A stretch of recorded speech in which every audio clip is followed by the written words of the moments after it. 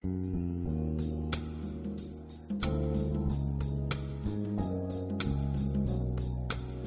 Brown Girl Banter. I'm your girl, Dr. Dangerfield. And I am Dr. Patience.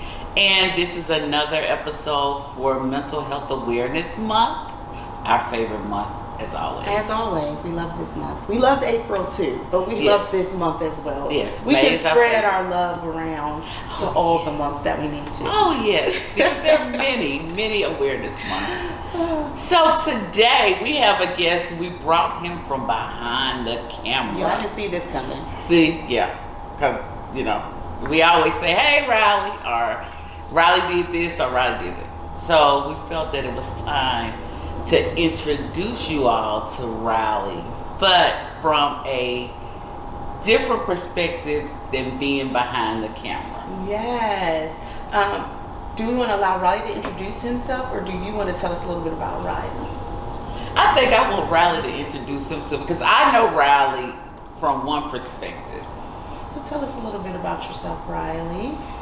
All right. I am Riley Baxter III, native Nashvilleian. I am, as of now, the pastor of 2 churches. I'm also a certified mental health coach, and I used to be a musician very long time ago. Very long time ago. Like musician as in play what? Everything in the rhythm section except lead guitar, so bass, drums, keys, that kind of stuff. Okay, so I'm about to stop this interview right now. Y'all, I have been with Riley for how many years? And she didn't know that. And I didn't even know this. Okay, this is what Riley does to me though. I'll be just talking to Riley, he'll just embark something. I'm like, never knew that. We've been together for like 4 years, 5 years. No big deal, buddy. Thanks for sharing. We're so glad that you came from behind the camera, Riley, to share with us. We really wanted to focus in on ministry at 2 churches. I mean, somebody likes to stay busy, and mental health and mental wellness. So tell us from your perspective as someone who operates in ministry about what your beliefs and understanding is about mental health. Well, ministry is a very generic term. It only means to meet a need. Mm-hmm. It's not overly spiritual or anything. So that drives the majority of what I do. There's a need. Let's figure out how to solve it. Mental health is a big deal because it's always been treated. It has been treated for quite some time as the. Okay, so if you have 3 children, mind, body, soul. Soul and body gotten a lot of attention. Mind has been treated like the unwanted stepchild of that group. It's also it's the thing that drives what it is that we do. So everything is affected by psychology of life. Everything is affected by what we're thinking, how we're thinking, how healthy we are mentally, and so that's a real need right now that we got to deal with. Mm-hmm. I mean, you know probably better than anyone is that when we talk about our spiritual selves or our holistic selves, don't get me and Dr. Dangerfield started. We could go for days about that. Mm-hmm. Would you agree, Dr. Dangerfield? I do, because that's our area of conversation. Yes. Yeah. So what do you think from, why do you think there's such a disconnect? Why do you think the other 2 get so much of their needs met, but then this redhead stepchild of the mind is the one that kind of gets treated last, or doesn't get watered or nurtured or things of that sort? Are seen as it's almost like outside of the human, like it's not part of the being. Mm-hmm. Especially from, I'm going to use my wording carefully as everybody saw me pause. Like, I'm going to say specifically maybe in church environments. Okay. Yes. I'm going to say that. Okay. I'm going to go out on a limb and say it, guys. That's reasonable. Thank you. That's reasonable. Well, some of it has to do with fear. Some of it has to do with. Okay, so there was a. I'm not going to preach, but there was a king. It was a guy who became king when he was 8 years old, Josiah. When they came of age, they decided they wanted to renovate the temple. Well, the true word had been in the temple the whole time, in plain view, but nobody paid any attention to it. Nobody made a big deal about it. Nobody even said, why don't we check this out, until the time of renovation. So he gets all upset because why didn't nobody tell him? Because they were functioning on bad information, because nobody thought to say, why don't we consider what this is? So that's what's happening. A lot of it has to do with a lot of people never thought to bring that up. A lot of people decided that they are afraid, because in ministry, the grimiest place is dealing with people's mind. That's the hardest place in ministry. It ain't drugs, it ain't killing people, it's not sex, whatever that other stuff is. It's dealing with people in their mental space. That's the grimiest place. Yeah, because they usually only talk about power, money, and sex. Those are the three things that we're like, let's not talk about that. Or we gonna talk about it and say it's bad. They don't talk about power, money, and sex. That's bad. We don't talk about that. Same thing they forget. Let's take that M instead of money. Power, mental health, and sex. Those are things we're not gonna talk about. Absolutely. Yeah. So what made you feel a connection to say, wait a minute, it's one of the some people are like, I don't want to touch it. And you're like, you know what? Let's touch. I'm gonna jump out that window and do it. Yeah. I'm gonna touch and talk about this. Tell us a little bit about why you made that decision. In the preaching ministry, the only way to get anything done is to deal with people psychologically. That's all in the scriptures. God tells Abram to stand before me and be perfect. This is after Ishmael comes. Let this mind be in you, which is also in Christ Jesus. Be of one mind. It's always been there. What's my favorite is be ye transformed by the renewing of your mind. It's always been there. It makes more sense to me to deal with whatever the root of the issue is, rather than try to put band-aids on the symptoms, because it never goes away if we don't really get to the root. So the other side of it was Dr. Dangerfield. I got a phone call one day shortly after starting at church about taking this course for mental health coaching, and I'd never considered it before, but this is one of my favorite people. So she suggested I'm going to at least consider it. So after taking the training and going through the course and all of that, I understand there's another weapon here that we can use to help some folks. That's the whole reason that we do what we do. So many things. I am going to contain all of that energy that is combusting in me, guys. Wait a minute, but y'all can't see, like, when she's turned looking at me and you looking at her eyes. I have. So this is such a passionate conversation for me, and I am going to contain myself today, guys. I am. I'm going to do it. I'm going to contain myself. So I do have to say this. Okay. She's not going to contain herself. I'm going to contain myself. There is this part that I think struck a chord with me in what you said, that in my personal experience, because that's what I'm going to speak to, it's my lived experience, is that there has been many conversations about the tangible. Money, gambling, sex, lying, foreign, all these things, right? And the missing link to all of that the entire time was the why. Like the why. And I just, it's almost like my whole faith Christian life flashed before my eyes when you said that. You're like, oh. Like, man, if we could just get to them, right? I'm not even gonna get started today, y'all. I'm not even gonna get to the why. I mean, the impact that it could have on the spiritual walk. Like, if it is to bring them to Him, right? Man, if we could just get to the why and help people understand that and have clarity, then the droves that would come, would solve a lot of those challenges. Yeah. Is that what the word you're going to use? Yeah. But I want to like kind of come back to something that, like what you were saying, that you at first when you were hesitant in saying, it's about the church, and that's the challenge. Is the church, in a way, sometimes I see the church versus mental health instead of the church incorporating mental health, but it's taking off, and it's getting back to the why, taking off those religious constraints, mindsets, perspective, and treating the spirit of the person. We are spirit. We are like, a lot of people say we are tripartite: mind, body, spirit, our soul. I always, now I'm gonna tell y'all, this is my thing. I always get mixed up, like what's the soul and the spirit, how they separate and all that. But we're guided by spirit. And so when we leave that connection between the spirit and the mind out, because the spirit, it indwells within us.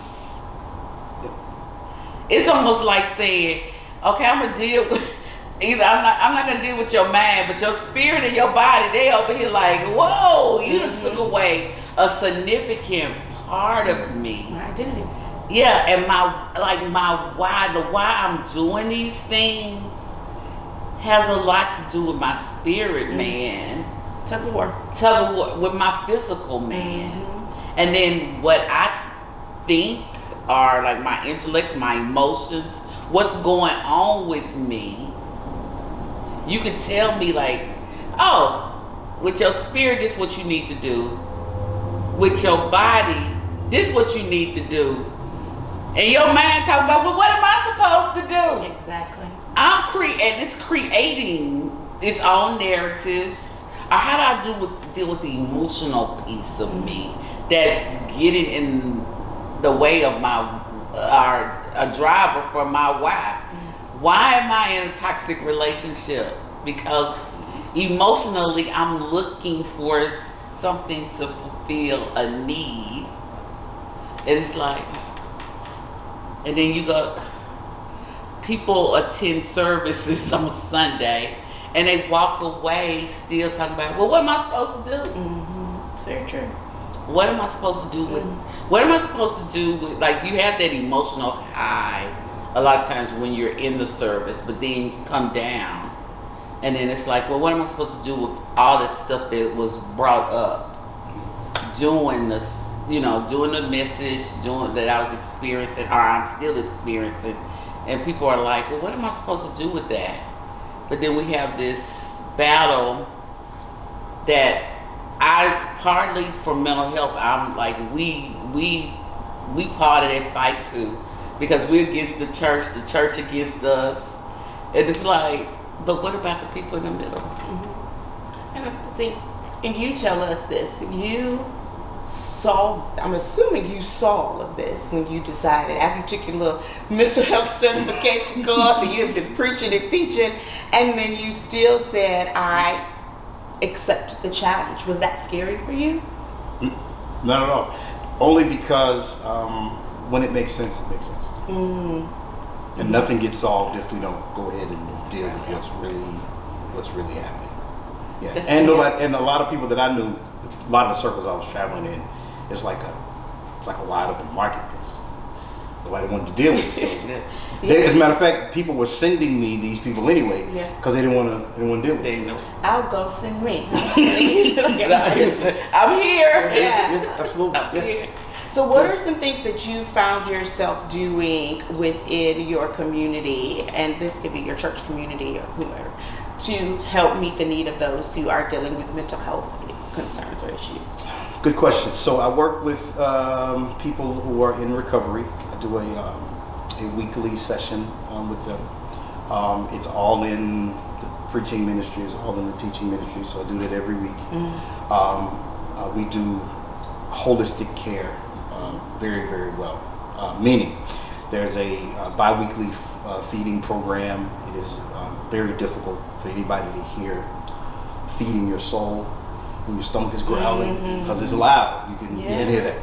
So we do that. And the main thing that we try to do is whenever we are dealing with people, we understand we're dealing with people. Not a lifestyle, not a tag, not a label, not a constraint, but an actual person. Yeah. And do you feel like you are people benefiting? Like, what are the benefits that you have seen happen from doing this work and connecting the two? Some of what I have seen is some people becoming free from some stuff that they have been dealing with.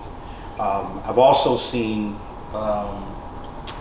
people come to grips with, I've been mad at a lot of people, and I haven't necessarily dealt with me yet. I've seen that happen. There's a lot of stuff that we do. I may never know the impact because I might only have a meeting with them one time or something, and then they go away. But we have seen some strides.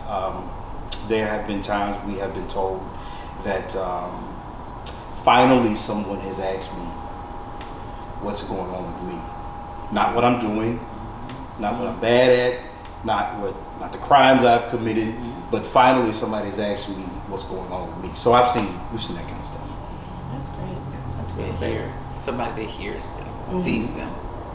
What are you over there thinking? Her mind just, y'all talking about me, her mind just move it.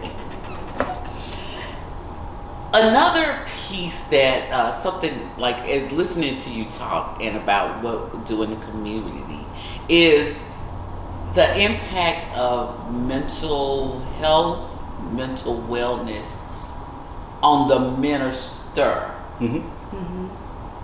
and having to at times carry the, I don't say carry the burden, but the interaction of different, Bird's a good word. Okay. Carrying the burden.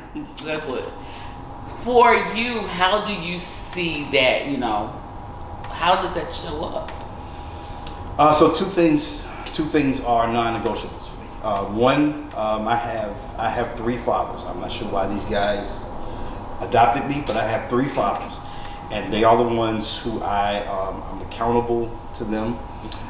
We're able to talk about absolutely everything, and sometimes that's the group. I don't have to be Superman with that group. I'm just their son. That's all it is. I have my best friend, of course. We talk about everything. So there are avenues to get some of this energy off of me. The other thing that's a non-negotiable is that I understand in every area of life the difference between people's expectation and my actual responsibility. People can expect whatever they want, but I know exactly what my actual responsibility is, and I'm only accountable to my responsibility, not their expectation. How do you teach that? Right, because I'm like, that's... Well, it's one of those things. First of all, you got to be free from the thoughts, opinions, and the chains that other people want to put on you. You have to be free from that. Secondly, it's necessary to listen so that you can hear the words that people are saying, because they will tell you, if you listen long enough, they will tell you. They may come in and say, or they may be coming angry, I need my pastor. So then if you listen long enough, what they're actually saying is, I'm having a bad day, or I'm tired of being overlooked, or it's all kinds of stuff. In all of that, I can basically detect the difference. I can discern the difference between what they're expecting to happen and what my responsibility is in this moment. It's a muscle. Once you learn how to do it, it's a muscle that you have to keep exercising so you can get good at it. But going into a situation with clean eyes, going into a situation understanding, okay, I gotta not ignore. Ignore is the wrong word. But I can't pay a lot of attention to the emotion of the moment. I can't pay a lot of attention to the energy of the moment. I have to hear what the person is actually telling me, and that's how I can sift through all of that stuff. That's good. Yeah. Thank you. That is a practice, what I'm hearing you say. Like, you have to learn to do that. You have to practice it to perfect it, to be able to do it consistently. And you have to want to do it because it comes with some challenges. You said Because sometimes the want to do it. if I'm not being intentional about it. if I'm not dealing with people's expectations, sometimes it comes across as you don't love me, or you don't really care, or what's really happening? Are you really called for this? It comes across, all of that stuff gets attacked, and that's only because they're dealing with what's really happening with them in that moment. And I got one responsibility, is to help, and I can't help you if I get into this emotional tug of war, which it doesn't help at all. That makes sense. No, Yeah, I get that. it does. You say it so simple, but I know you had to grow into that. You know, that is, it's a absolutely. task. Absolutely. So let me ask you this: do you I'm trying to put this in a way. As a minister, have you? And Lucretia, Dr. Andrew was talking a little bit about the tug of war between mental health and the church, or providers in the church. And sometimes even in my own sessions, I'm like, ooh, Lord, I love you. Like, whatever I'm about to say, know that I love you. When I'm talking to my client, because it might rub up against, there's some transference that's happening that's rubbing up against my belief system or something of that sort. So my question is, how are you able to decipher when this is beyond me as your minister, right? Because you're taught, I don't know if this is true. This is me making this up, but that you feed the sick, like ministers are these people who are supposed to know and do everything for the sick and shut-in list. Right? The sick and shut-in list, your pastor is supposed to be able to resolve all things on the sick and shut-in, like everybody on the sick and shut-in list. So which I don't even know back in the day if they even considered the mental health stuff a part of that. It's like if Sister Shirley is in the hospital for whatever, but what about Brother Mike or Sister so-and-so that's over there talking to herself in the corner? A whole other story. But when do you recognize, like, this is no longer about me, Riley, your pastor, you need to connect with? How do you separate the two? Oh, that's easy for me. I know my own limitations, and my limitations does not mean weakness. It just means my priority is you getting help, and however we do that, the best is what's going to happen. So if you're telling me that you are hearing voices, I mean, that's extreme. Yeah. You're telling me that whatever you're saying, if you're telling me stuff that's beyond what I do, I can recognize that immediately. That's why we have set up a referral list. That's why we tell people in advance, I'm gonna listen to you, but my job is to get you some help. And if it ain't me, it just ain't me. I am a quarterback that intends to win. And if I'm not the guy, I'm just not the guy. Yeah, that's how I know. So let me ask you this: what about ministers and what would you tell a minister or a colleague, a pastor, who's like, oh, but that's just Sister Sheila, the demonic spirit that's just trying to grab hold to her, right? I mean, old school churchy, and I'm going to say old school, it could be new school. Gotcha. And so how do you help empower your colleagues to understand that some things are just not in their realm? Like, that's just not. Or do you just say, everybody got to learn their lesson, their way, that's their journey? Bible study cleans up all of this stuff. So there was a time when the medical community and the priesthood were connected. Well, we know this because there was an instance in the Old Testament when someone was resurrected. First thing they was told is go see the priest. Because the priest, a lot of times priests gave some medical diagnosis. There was a connection there. Jesus himself, when he healed somebody, he told them to go see the priest. Two things happened when this went on. Number one, there was an actual physical medical situation going on, and they said this is what he said it is. Secondly, it helps the community understand that it's all good. It wasn't smoke and mirrors. This actually happened. So there was a disconnect with that community a long time ago that should not have happened. That's the first thing I will encourage people to study. The second thing is I will say to people, if you really want to win, just understand what weapons you have. And if you ain't got the right weapons, if you don't have the right tools, then it's not going to work. Because telling people to go and pray about it is a necessary thing, but it shouldn't stop there. Here's, for instance, somebody called me one day because they were having an episode, an anxious episode. Couldn't figure out the issue. First thing I asked them, based on the training, was, what if you had to eat? Couldn't remember, didn't think about it, just moved on. 3 days later, this person called me and said they had gone to their doctor, and the reason that they were having such an episode was because they had eaten some bad food. Now that's an added weapon that you have in order to help people.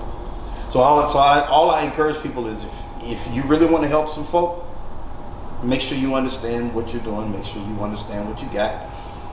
And if you're just not the guy for that particular situation, you're just not the guy for that situation. And that's okay. Yeah. That is absolutely okay. And that's that part, right? That acceptance piece, that radical even acceptance piece of saying, I can't change that. I can't make myself be that for this particular person. Right. But the beauty is that there is someone out there who can manage that, who can handle that, who can deal with that. Yeah, because all we want is for people to be okay.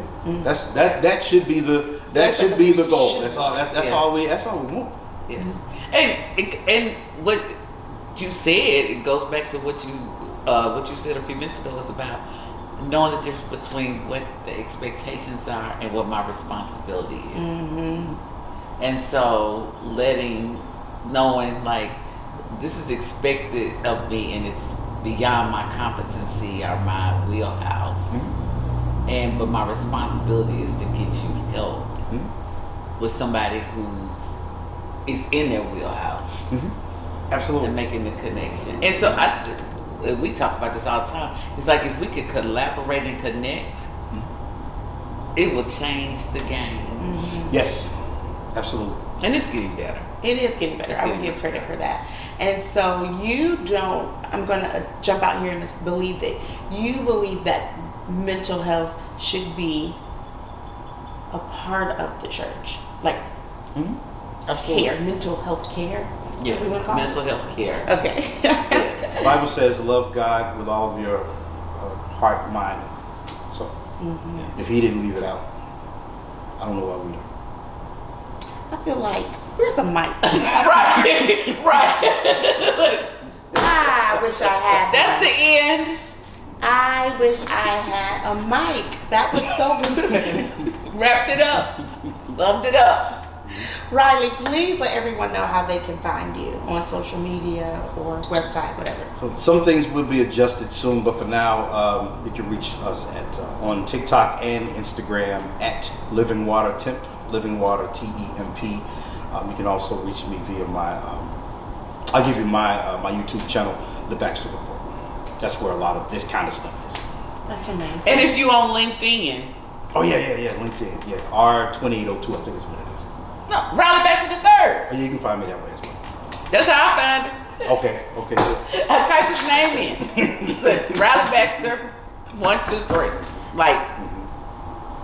To be honest, if you really want to find him, just DM us and we'll tell you how to get to it. Yeah, you know how to find me. DM me. Absolutely. I say, hey, tell the person behind the camera. Absolutely. Riley, thank you so much for coming from behind the camera to share with us today and drop all of those gems, all of that knowledge, which doesn't surprise me at all. Thank you so much. Right. And she learned something new about Riley today. I did, as usual. I mean, that doesn't surprise me at all. That's neither here nor there. I should have expected it, actually. The funny thing is, if Patience says something while we're taping, and Riley, after we finish, he'll say, "Now, Patience, why didn't I know that about you? We should know these things. We should know these I didn't know things." it was Jamaican. Yes.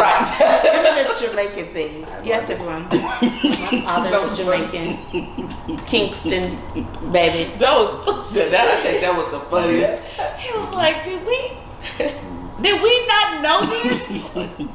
No, it's funny because I feel like my kids just learned it too. They're like, I'm a quarter Jamaican? You are. Thank y'all so much for being with us today. You be sure to like, be sure to subscribe, be sure to share. If you need any additional information, you can always DM either of us or both of us on I Am Brown Girl Banter. And as a matter of fact, Dr. Dangerfield is going to tell you how you can locate each of us or us as a unit. How can they find us, Dr. Dangerfield? Well, if you're on YouTube right now, you found us at Brown Girl One Word Space Banter. If you're following us on Instagram, you're probably on I Am Brown Girl Banter, or on one of our pages. My Instagram page is I Am Dr. Dangerfield. And I am on IG at I Am Dr. Patience. So you probably have found us. You better. If you catching us, you found us somewhere. Yes. But we need you to like, share, subscribe. Most definitely share. Please share. And be sure to comment if you have any questions or any information. Oh yeah. And we'll try to answer. We're getting better. We're not even We appreciate y'all so much. See y'all soon. Take care. Bye.